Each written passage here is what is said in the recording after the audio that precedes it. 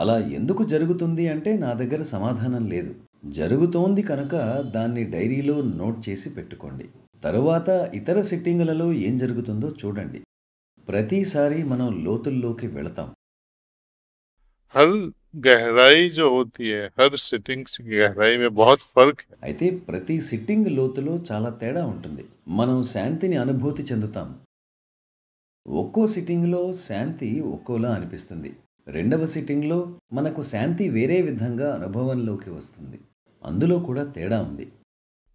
जब हम प्रेम में डूब जाते हैं, ईश्वर के प्रेम में, మనం దేవుని ప్రేమలో మునిగిపోయినప్పుడు ఈ రోజు ప్రేమ ఒక రకంగా ఉంది. రేపు మరో రకమైన ప్రేమగా కనిపిస్తుంది.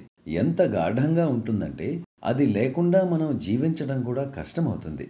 కాబట్టి ఇవన్నీ సాధ్యమే. ये एक्सपीरियंस अनुभव जो होते रहते हैं ఇలా उसमें नोट జరుగుతూ करते ఉండే रहना ఈ चाहिए हमें। అనుభవాలను మనం నోట్ చేస్తూ ఉండాలి. దీనివల్ల మన పథం ఎలా సాగుతోందో, మన ప్రయాణం ఎలా సాగుతోందో కూడా తెలుస్తుంది. మీరు 10 సంవత్సరాల తరువాత చదువుకుంటే ఎలా ముందుకు ప్రయాణించారో మీకు ఒక మ్యాప్ కనిపిస్తుంది.